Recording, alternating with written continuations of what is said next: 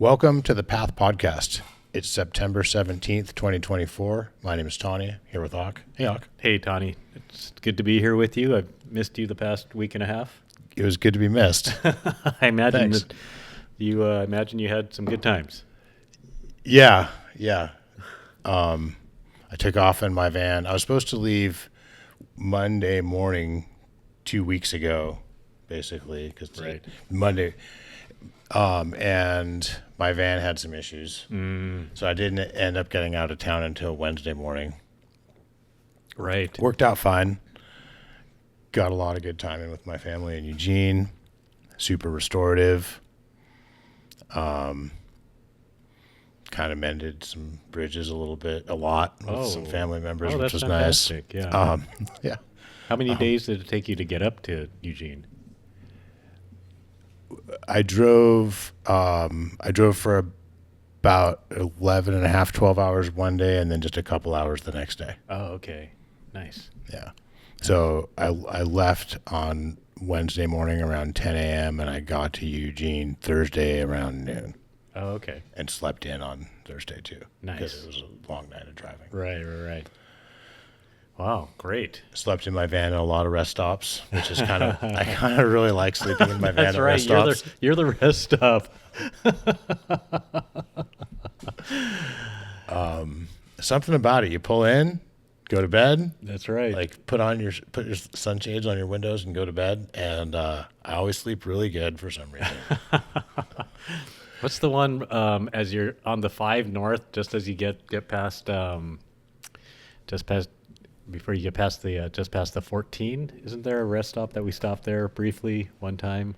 Possibly, I have familiar relationships with a lot of rest stops on the 5 and the 101, That's right. That's right. and all the way. And when you're in Oregon and Washington, the rest stops are in the woods, basically. So, right. there's trees, like big trees, and it's beautiful. yeah. They're like camp spots. Almost. Man, And there's no check-in or check-out. It's free. that's fantastic. You pull right in off the freeway, and then you pull out, and 10 seconds later you're on the freeway. Right, exactly. And when you're that far up, I imagine it's not like a super busy freeway, so it's probably not super. Some of the time, I mean, you go through Portland and Seattle. Sure. Had Rosie the dog with me. Oh, nice. That was cool, and brought a couple bikes. Right. So got up after I visited the family in Eugene, went up to Bellingham and hung out with the transition crew. Nice. There's an event going on or something, like a dealer event or something, or Yeah, it was a dealer event. Yep, dog and Nice. pony show, that's cool. Gatorade. But mostly it was riding and hanging out wow. with the crew. Super cool, really awesome. 2 days of riding in Galbraith were an option. I actually ended up riding twice the first day, and not riding the second day because we were having this really good meeting with a few dealers and got it. Mariano, the sales manager, Got it. which was awesome. Got to meet Lars from Trailhead Cyclery, who's always been on my list of people to meet, and I'm stoked to be in his acquaintance network now. Hopefully, I think we're going to ride eventually. Shout out to Lars, Trailhead Cyclery. Great. Got to ride with Chris from ABS, who's also been on my list of people to be in network with, and he took me and showed me around the Santa Cruz trails on the way home, which was awesome. Oh. I'm super grateful to Chris for that. He yeah. just took some time out of his day, and we went and burned a whole battery on my relay, and the trails were awesome. Really that's fun. Yeah. Good conditions all around, the whole trip. There's a new bike that I got to ride that I can't talk about yet, Maybe next but show it's we'll exciting. talk about it. It's an exciting. I think a lot of people are going to be stoked. Yeah. So it was interesting too. Galbraith has some trails that sort of remind me of riding that we're more familiar with, but Okay. a lot of the trails we were riding really beat up the rear wheel in a way that is not familiar for around interesting. here or other places I ride mostly. Like how so? Like high speed, but not super steep and bumpy. Oh, okay. and so your weight isn't tilted forward on a steep downhill, and like maybe some hucks to flat, like okay. just and then also like jump lines, which load up the wheels differently than anything around right. our area unless you go up to the bike park. Right. Right. So like I had to add air to my tires, Interesting. So what were you running? which kind of made me think about some comments of some past guests saying that what their air pressures are. And it's right, like right. maybe it's regional as well as Not just skill level and not just like speed or, right. but it's also regional, the type of trails. Yeah. So definitely like big, well built berms that are fast, you need more tire pressure. Oh, right. And also like jumps, like Right. jumps. Right. You Right. can't be running 17 psi in the front Right. Right. and 20 in the rear or whatever. And that high speed, slightly downhill, chunky is like prolonged sections of that can be tough. And yeah, and the traction's different too. Oh, So that's a factor too. I felt myself rolling the tires over way, way more than I do here. the traction is because there is a lot of it. There's more traction, Right. partly because there's some berms and partly because there's less dust, Right. a little bit of loam even in some Oh my cases. gosh, that sounds amazing. Yeah, right? Oh, And then man. tip for SoCal people going to the PNW, I remembered this time, bring clear lenses for your glasses and use them. Like you're going to need them. I remember you mentioning that It's dark in the forest, in the which is forest. awesome. And In being the- among the trees is crazy. It's so good. In the middle of the day, it's dark in the forest. Oh, yeah. Like sun's out. It's not a cloudy day. You're wearing sunglasses on the drive to the trail. You get in the forest, and if you have sunglasses on, it's like having sunglasses on At night. At night. Oh man. Ah, that sounds amazing. It is. It's so good. Wow. Did you ride the relay? So I rode the new bike. Yep. Did about 2,000 feet of climbing Okay. and had some fun trails with other bike shop people and some transition people. And then I took the relay out Right. for the afternoon session. Oh, awesome. Yeah. I was tired that night. Yeah. Two pretty good bike rides. Yeah. Part of probably why I skipped the next day. But also it was raining and I didn't bring my rain gear. Got it. And I really didn't want to deal with it. It's like great conditions to ride in, but also if you're traveling with a dog and everything, it's just kind of a lot. Right. And I knew I had a lot of good riding still to do on the trip. So after that, I went and met up with Maxwell, Oh man. and I got to first time in Bandon. Well, I've driven through Bandon, Okay. but my first time like hanging out there. It's like like you're at the beach. Oh man. It never gets hot there, no matter how hot it is everywhere else. It's perfect for Right. Maxwell. And he took me out to the whiskey run trails, Okay. which are super rad. Again in the forest. Again, like don't wear sunglasses for the most part. And they call them flow trails, Okay. but when I hear flow trail, I think not exciting. Okay. Like I think a little bit hard to maintain enough speed to make it seem fast, Right. and Right. like no big accelerations and no chunk and Right. no weirdness. Right. The whiskey run trails, I would say, are their flow trails on the climb, Oh, interesting. and they are built by mountain bikers, so they have more flow than like our Forest Service trails do and our sure. hiking trails that we've overtaken as Right. mountain bike trails and stuff. But it's not like say Demo Forest where it's like really really groomed and really really not steep. Right. Like, Yeah. Yeah. Wow. or So maybe it's just more advanced flow trails. I don't know. what a great place for Maxwell to end up. Right? And he loves it. Oh, he's in heaven. It's so good to see him just happy and loving where he lives. I'll show you a picture after the show of his front yard where I sat there for a while, and it looks like you're at some kind of beautiful park. Wow. Yeah. He's got a little bit of land, 3 dogs. Seems like he's found a community of mountain bikers there. Yeah. Yeah, for sure. I met the oh man, I went in the local shop and met them too. That was cool. Awesome. It was a lot. I met a lot of people on the trip, so it's a little bit overwhelming Right, right right. now. But yeah, that's a community. I'm going back there. That's a fun place to be. Wow. And then from there, it's a 3-hour drive south all on the coast, and it's incredible. Redwoods meets the ocean, right? Right. It's incredibly beautiful Right. and totally undeveloped. And to get to like the Eureka area where Okay. my friend Pat lives, and Got it. then went riding there, Oh man. which was also awesome. And then ended the trip in Santa Cruz and rode there with Chris from ABS. So lots of good riding, lots of good friends. Super stoked. Can't wait to get back out on the road. Like it's been since 20. I used to do trips like this pretty regularly yeah. pre-pandemic, and it's been since 2019. Oh my gosh. Yeah. So Yeah. it Well, was kind of a tradition. yeah. And I remember years ago one of the first times you did this, and it was your first extended time away from the shop. Yeah, it was part of a kind of I wanted to force myself to not come in the shop. Right. And how long was that trip?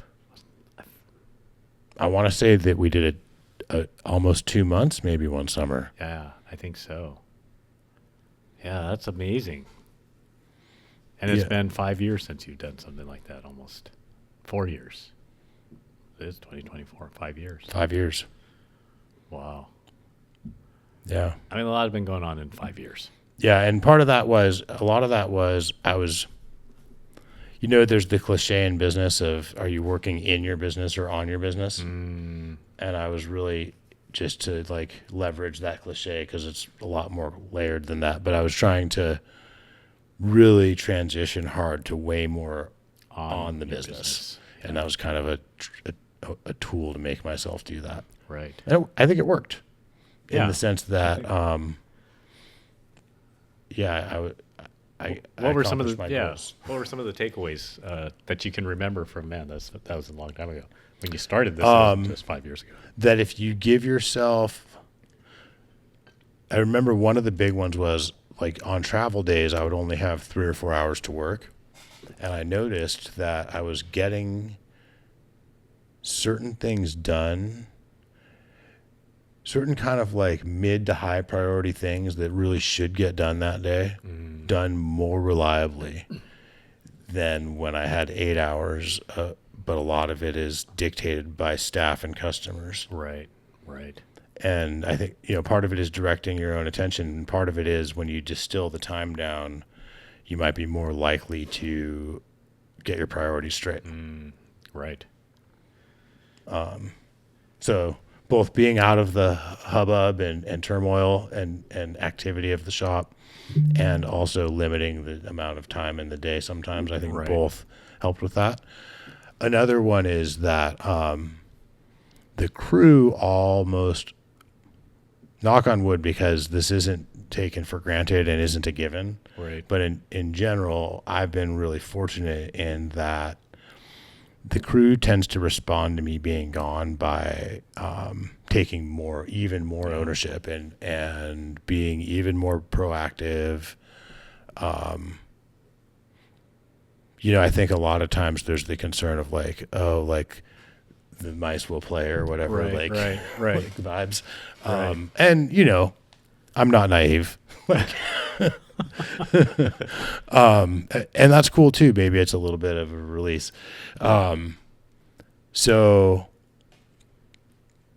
yeah, I think one of a big takeaway was that like like customers who think they only can deal with me they will given no other choice will find out that there are other people at the path who can help them. Yeah. And staff who maybe sometimes aren't as proactive might step up and will step up and be more proactive and kind of like, that was also at a time where we had grown and we had reached a size where I was really coming to terms with the fact that, when we're like 3 people or 4 people, Right. I could really move the needle. Like I could fix a bunch of bikes or sell a bunch of bikes Right. or like hustle a bunch of customers into the shop by somehow Sure, like sure. creative this or that. Yeah. And I could really move the needle. But when you get to be, when you grow past that size, Right. I was really coming to terms with like, I can't, it's very, it takes a lot to move the needle on a crew of say 10 people who are hustling, right? Like, Right. 10 every day, and it's not all the same. Say maybe a staff of 20 Sure. or 25, and kind of really coming to terms with the fact that I can move, even in the relative short term, the way I can move the needle the most is to get out of all that and fill the void that we kind of had at the time of someone who was a little bit more looking up the road Right. and coordinating coordinating communication and planning and all that outside of the kind of field of play. Right. So yeah, I learned that was kind of I was sort of like, it's not that it was an unknown idea, but it was like an exercise in knowing it inside. Exactly. Exactly. And I feel like, you had quality people back then. Some of them are still here that were here. Sure. Raul, Brian, Right. Yep. just to Jesse. Right. There's more too. I feel Mark. like, yeah, when you first started doing this, Yeah. And I'm probably forgetting some that Yeah. are still here from then. I I think feel- Zach was even here by then. maybe He was young, but he was here. young, yeah. And now some of those people are still here, obviously, and then some have grown into different roles, and then you've brought on new people too. So We had a really good crew then, and for me there is a tendency. I'm a sucker both for like the good old days always being the best, but also I'm a sucker for today's the best day ever. So, yeah, exactly. but with that in mind, that was the best crew ever, and the crew we have now is the best crew ever. That's a good way to put it. That's a good way to put it. Yeah, I mean, takeaways from road trips. That's fantastic. Good on you. I'll live vicariously through you as you take your road trips. Like But you know this. what? I really believe, back to the crew thing, I really believe in culture in an organization and the power of culture. Yeah. And I really do think that our culture and therefore our crew, or our crew and therefore our culture, there's Yeah. a chicken or egg thing there. Because a good culture attracts more good crew, Yeah, that's true. and a good crew attracts and builds a better culture. That And is true. And it's a constant cycle, right? And if you can keep it moving in that direction, I think we have. Like, I think we have the best crew and the best. I'm going to go back and say, like, I think we actually do have the best culture we've ever had. So therefore, maybe you could say the best crew we've ever had. yeah, that's a little bit of an outsider. I would affirm that. Thanks. Yeah, very much. And part of that too is I really believe in if you're not kind of growing those muscles, they're shrinking, right? Like, Yeah. so I hope to be right, because otherwise I'm probably really wrong. Or I guess that's just a constant mission statement, I think, inside myself, is like, are we getting better? Yeah. And not at a, like, I like it at a pace kind of like you don't see the hour hand moving on the clock. I like so Right. it just keeps going. Right. Yeah, that's this is fantastic. And I think some of the things, even some of the big moves that you've done, like this building, I think even though it's a physical thing or just a thing, I think helps both of those things, the culture and the recruiting staff. You're right. What I would say to that is that resources help the culture. Right. So a better building, having a better texting app, having a better point of sale system, Right. all these things improve our kind of hard efficiency, Right. but they also it really improve the kind of soft metrics of Yeah. culture and all that, I think. Right. Right. Well, it's great. It's great. Keep on taking your road trips. Will do, sir. Thank you. Exactly. We did have a pretty phenomenal two-person ride on last Wednesday, Oh, and we probably will tomorrow. and we maybe, Hopefully. yeah, I'm down. yeah. I think there's might be, yeah. That's yeah. Let's talk about that. Did you see there's a new Hightower? I did. Thing looks really good. Oh man. It's kind of like, seems like it's an era of maybe hot new all mountain bikes.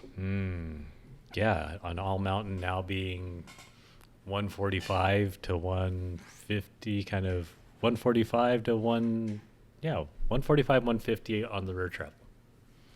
Yeah, and 160 on the fork. Yeah, 150, 160. Yeah, A lot of companies at one point, like 5, 6, 7 years ago, this was their enduro bike. correct. Before the Fox 38 came out, before I don't know what year the Fox 38 came out, but Correct. before the Zeb. Yeah, and I mean, you think about, we're talking about transition. So the Sentinel, when it came out, the Carbon Sentinel that I had was 29er. I think that was a 150, 160, and that was their kind of enduro offering. Right. So- Until they came out with the Spire. And then they came out with the Spire, right? Right. Yeah, and same like the Process 153, right? So that was 153 on the rear. That was their enduro bike. Yeah. Santa Cruz has kind of had this map, I feel like, longer and maybe transition to a degree, although I feel like Santa Cruz had the Hightower and the Mega Tower. Yeah. And there just wasn't quite a proper fork for the Mega Tower when it first came out. So it was like a long 36, right? That's Right. what I had on my pink Mega Tower. Yep. I don't think there was a 38 yet. Yeah, I don't think so. Well, the Hightower when it first came out was 135, I think. Oh, really? I believe it. Not the Hightower. Wait, the Hightower? Yeah, Maybe Hightower. 140? Maybe it was 135. This is- This is a trend. Pink bikes, it's all over pink bike too. Like these all mountain bikes getting longer travel. Like, is it Right. good? right. Like, I think, XC bikes are also trending A little longer. Yeah. a that little way. longer. So everything has to move. Right. And so I picked up the giant Trans Trans-Advanced SX. SX. Yes. Could be one of the best value bikes on the market right now.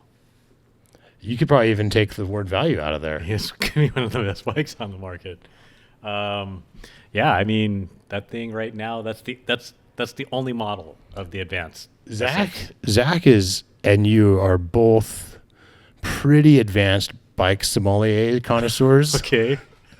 Sommelier-saurs. Sommeliers. And and neither of you tends to make a lot of choices based on budget Yeah. and on when it comes to bikes. Right. To just clarify, 'cause- Okay. Right. There are things that we make choices on budget. and you both bought that bike. Right. I got one too.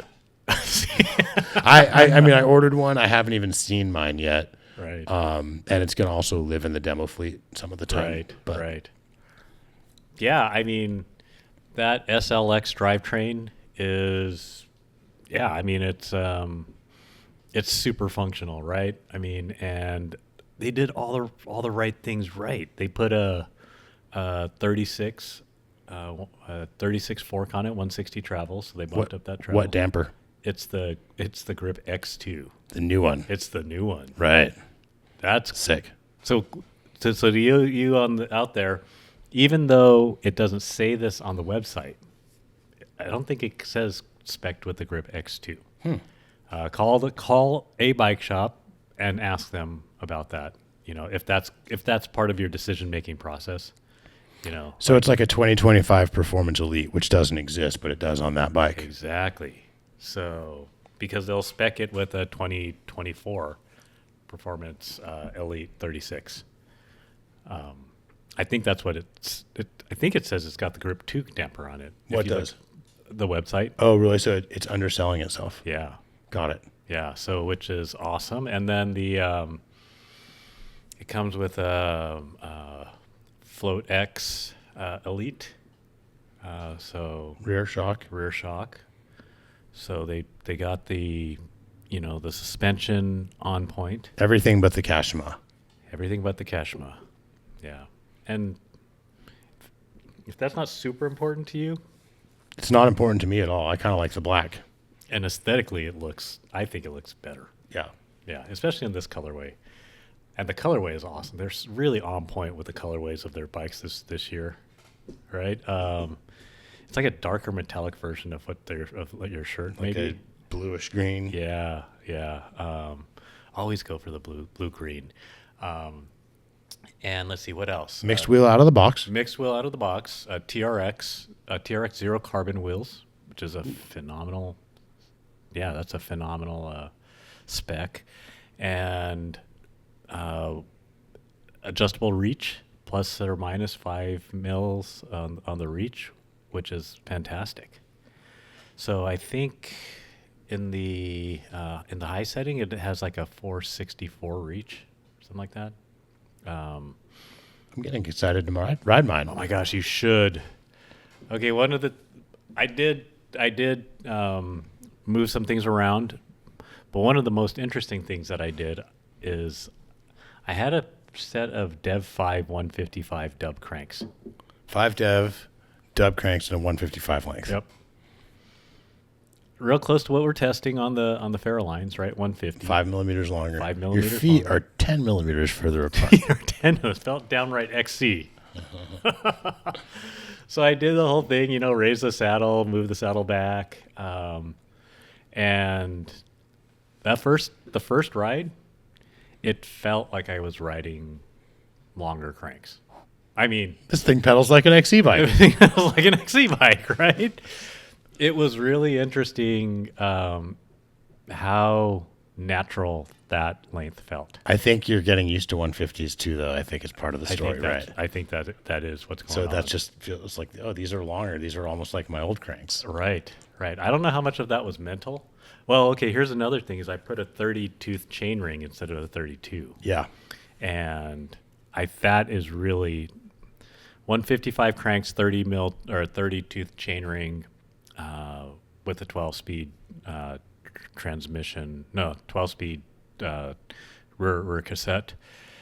And that the cadence felt right, the climbing felt right.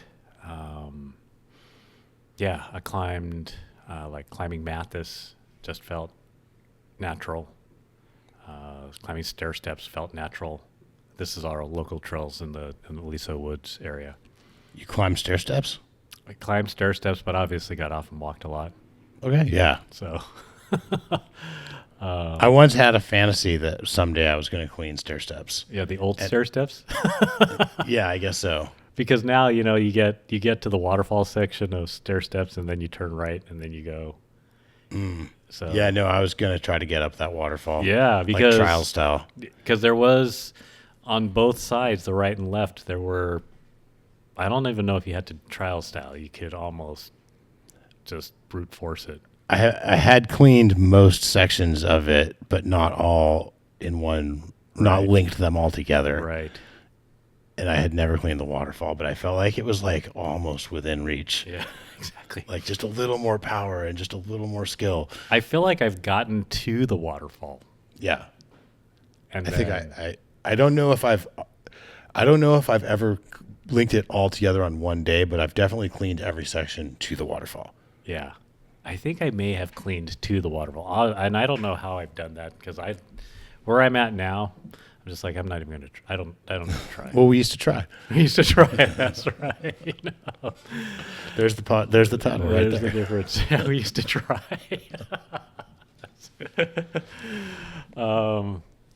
And okay, here's the other thing. I haven't weighed the bike. I bet you it's like 30 pounds, thereabouts. I'm guessing 31 and a half. Okay, 31 and a half. I'll take that. Yeah, it's probably like the old 153. Yeah, probably just right. Like, That's crazy because I used to think of that as more of a beefy bike, but bikes have just gotten so much more beefy. I know.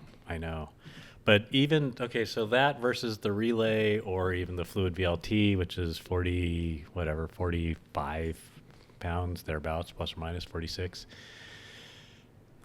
Riding the trails that we've been riding, man, that bike feels spry. Yeah. Oh my gosh, it was downright Yeah, spry. I bet. It was a lot of fun. A Yeah. lot of fun. You know, laying it down, like breaking the plane with it, and the little up and overs. The Do you feel like you're faster on that bike than you are on your fluid? man, I think I could be. On the downhills, I mean. Yeah, I actually, I think it is.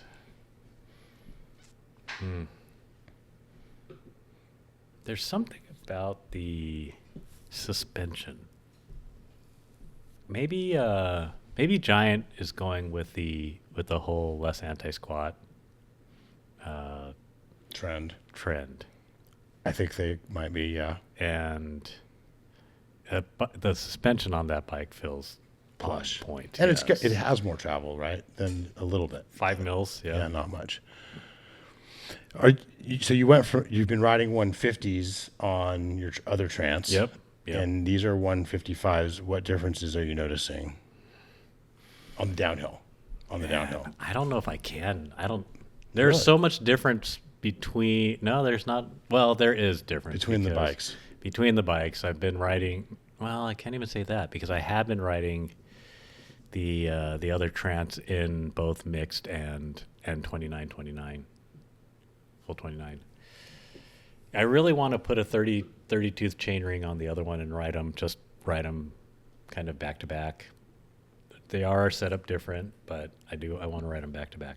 I might keep both those bikes. Wow. At least for now.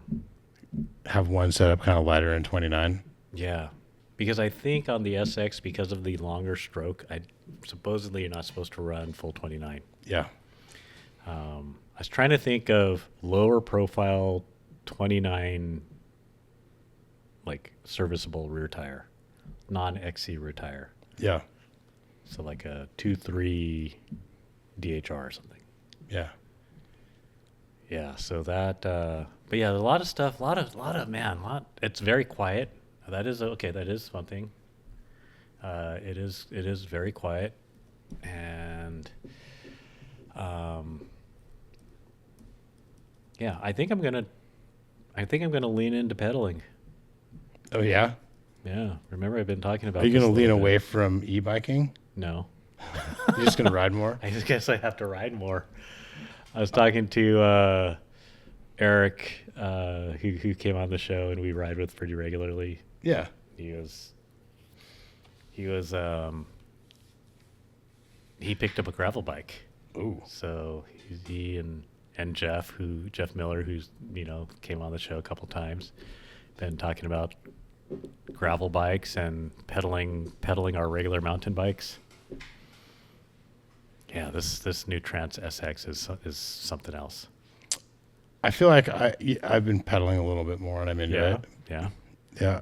As in not e-biking. Yeah, exactly. And I want to try, man, if you guys get any of the Hightowers in as demo bikes, that would be a really I think we interesting. will once they're more Right. available.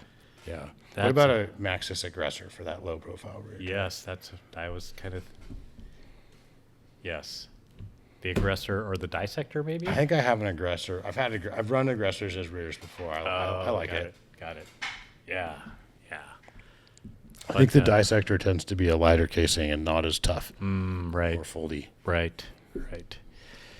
So I am trying something else. I took the I did take cush core out of the front tire. Okay. So And? I don't know if I've noticed it. Oh, cool. So, but I'm getting used to it. Yeah. So it'll be. I don't know. Maybe that Grip X2 damper is something to do with it. I don't have cush core in my trail bike tires right now. Oh, interesting. I don't know. I think I might keep the rear tire though. In this trail bike, Yeah. I think I'm gonna take the Cush core out of my more pedally bike because I have Cush core XC with XC tires on the other trans. Yeah. You would take that out, maybe. I would think I'm just gonna take it out. Yeah.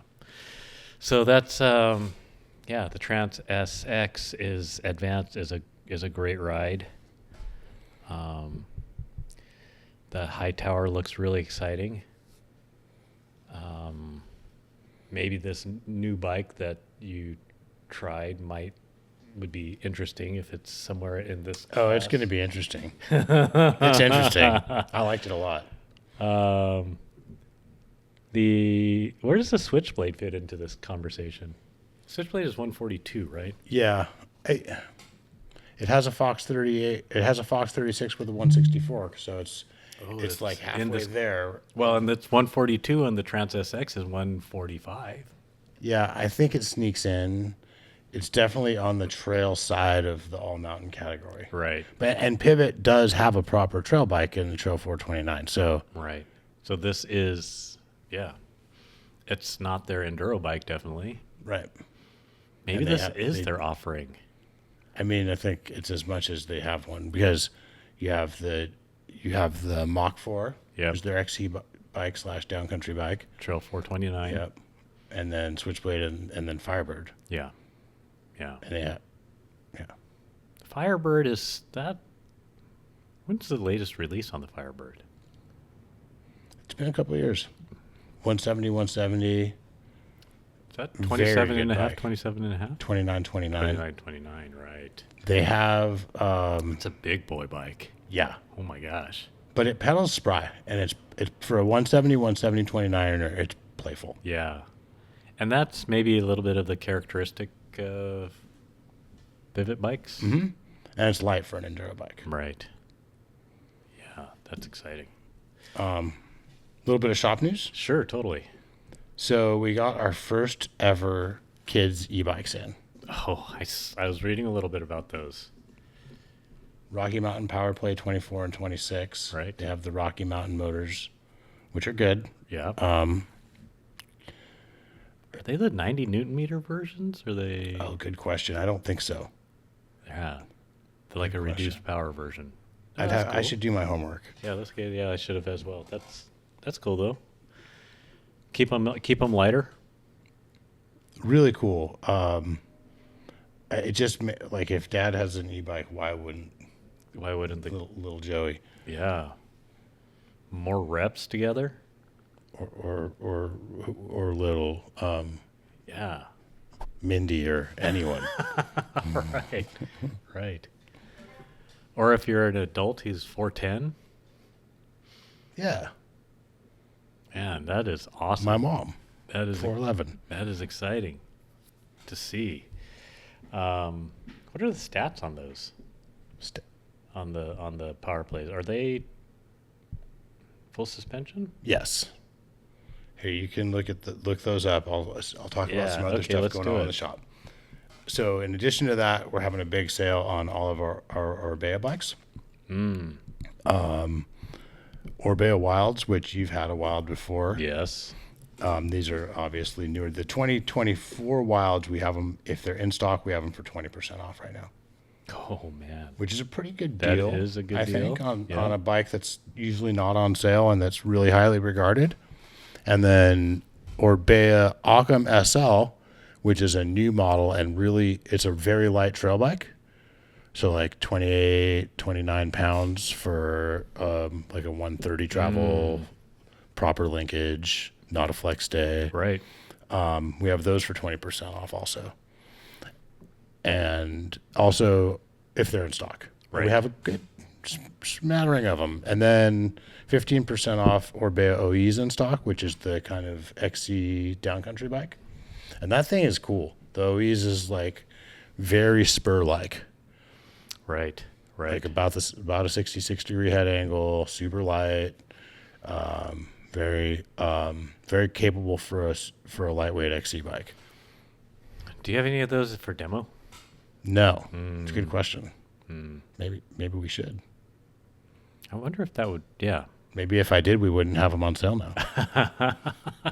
Right. Yeah, Orbea. Every Orbea I've ridden, I've liked. I Yeah. mean, yeah. Eric, the guy that we ride with, has ridden his Rise. I think we can measure how much he's ridden that Rise in brake pads that he's gone through on it. Oh yeah. I think he was saying, I can't remember the exact number, but it was like, I think over 20 pairs of brake pads. Oh man. Yeah. It's a lot. That's impressive. Yeah, it's a lot. You want to hear a little bit about the Reaper? Yes. Okay, so 24 or 26-inch wheels. Both have 130 millimeter rear travel with either a 120 or 140 millimeter fork. Beautiful. Interesting, yeah. And then 40 Newton meters of torque with a 240 watt hour battery. Parental controls over assistance power and speed limit. Oh, probably on the app. That's interesting. That is interesting. So you could just You can turn your kid down. You could nerf it, nerf it down to, instead of 17 miles an hour, you can nerf it down to something less. Oh, that's interesting.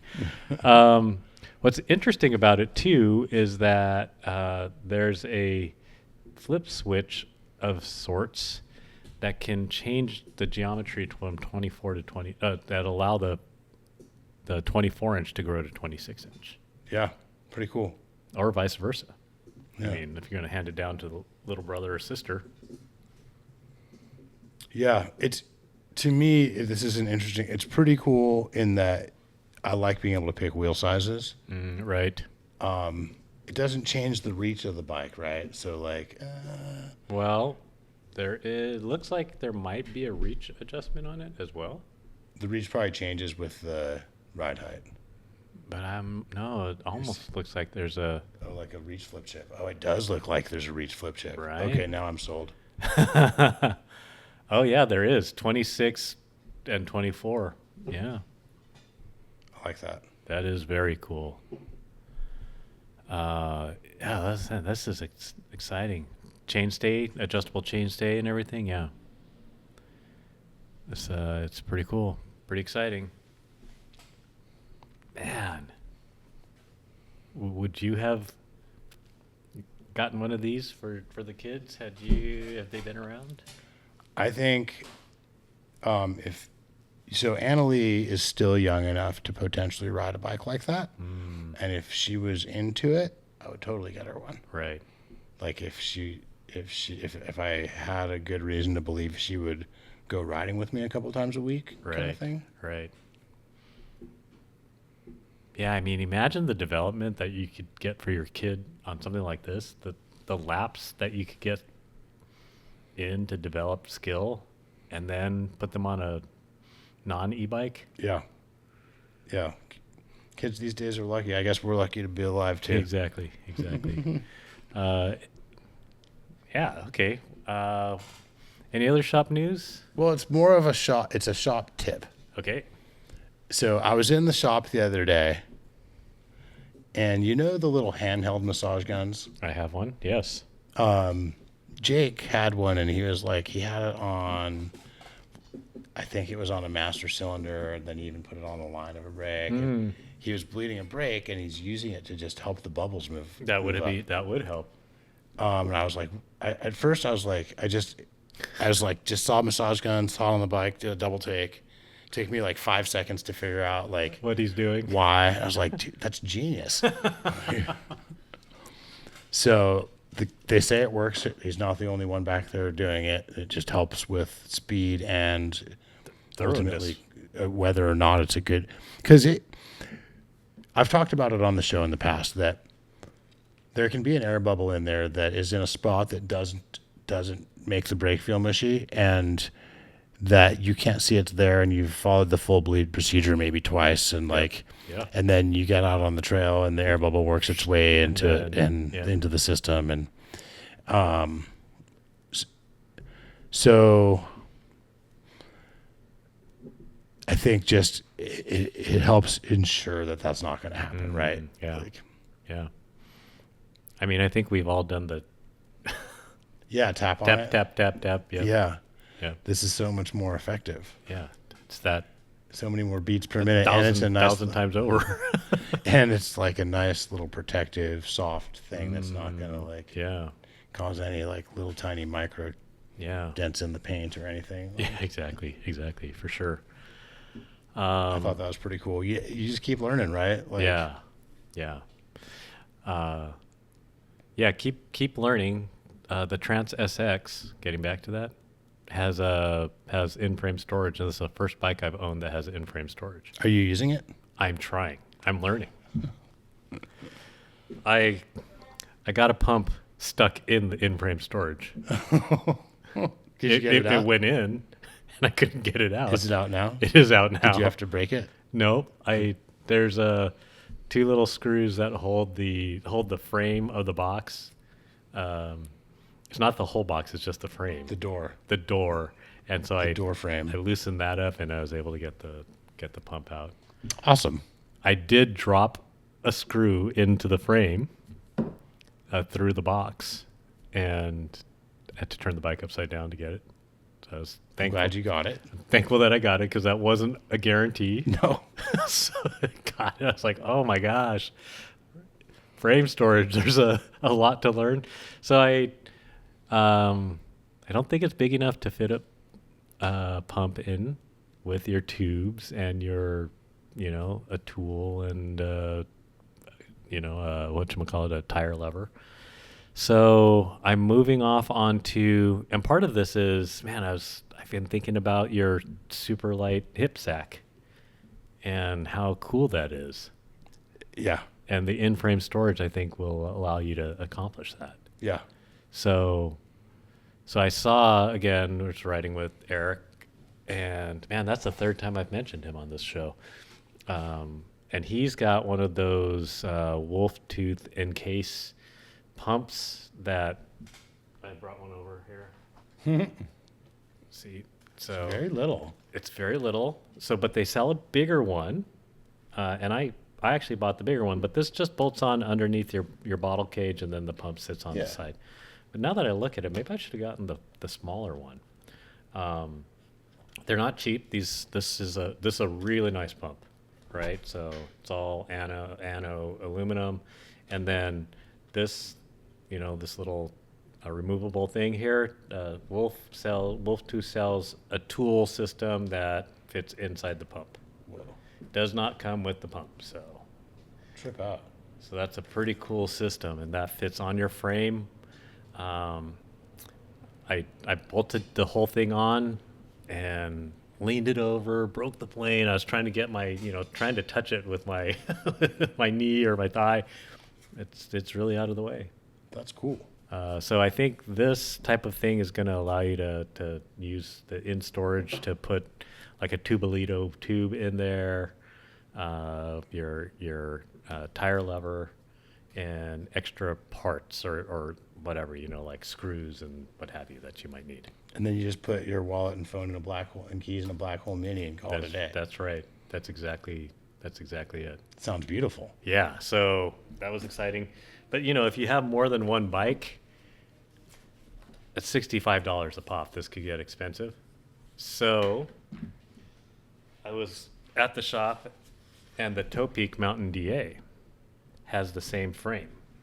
Not the same frame, it's a different frame. Doesn't cost as much because it's more mass-produced pump. These pumps are fantastic. I have one, and but the little frame fits the pump exactly. So if you were to buy this and this, Right. The frame is pump specific, exactly. so you can't switch bikes. No, and you stuff too, you right? can. Oh. That's the thing. Oh, The the two frame, frames this fit little each other. frame is not pump I see. specific. Got So you could just keep keep this pump, whatever in your car. This type of pump is good enough for in a pinch. And because you've got your tool in your pump here and you've invested a lot of money in this system, you could just move this pump between bikes with your tool. And that's a pretty cool solution. I thought it was a pretty cool solution. For sure. I bet you Wolf also maybe sells something that because a lot of bikes have have a bottle cage mount under Like under the top tube. under the top tube. Yeah. So that would aesthetically look much cleaner. Yeah. Would do the same thing. Yeah. There's some pretty cool tool systems that go in that under the top tube spot that have like, it's a CO2 and a mini tool and the CO2 head and the CO2 and a mini tool Yeah. that go in that Go under the in top that. tube. Yeah. The toe peak stuff. Yeah. I thought that the pump with the tool stored in the pump. That trips me out. Is that taking up the like the space that the air is pumping from? I don't know. I don't think so. It's all the way extended right now and it closes from there maybe? Yeah, see, you can look down into Or it. no, it It opens. goes all the way. This takes up the entire, but it's probably valved so that when you I pull see. it out. Yeah, no, it's just a hollow kind of piston. Exactly. Right. It's a hollow piston. That's ingenious. Yeah, So pretty sweet. pretty cool system. That's just kind of the system that I looked at in the shop, looking around, and there's a whole bunch of other ones. So it's this move on how to get your hip sack uber light. I think I'm in for that. It's obviously not it's going to be harder on the e-bikes Yeah. because there's no frame storage on e-bikes yet Right. that Right. we've seen. Maybe it's a group hip sack. It's your turn to ride the hip sack today. You're the designated hip sack wearer. Or maybe between the three bikes that go riding regularly, you split up the things that need to be carried in one hip sack. Who's wearing the hip sack today? Exactly. Or who's storing what on their bike, So, Yeah, anyways. group effort. I like that. Let's see. Anything else going on? Well, it's a bummer about the fires that we're Yeah. having locally. Okay. A huge, like as you know, a huge swath of our local mountains burned in the last 2 weeks. Man, Right? and we've talked so much about how much effort went into all the volunteer hours put into help open up Holy Gym and Trabuco, like the amount of work that was going into that corridor, which is exactly where this fire started. I mean, the amount of work that people have been putting into Joplin, Yeah. to keep that and to improve that. Even just the amount of work that Val and Brian put into Holy Jim and Trabuco, Exactly. and they were just a couple of the people of a huge coordinated effort. Exactly. And Keith and yeah. oh gosh, yeah, that's and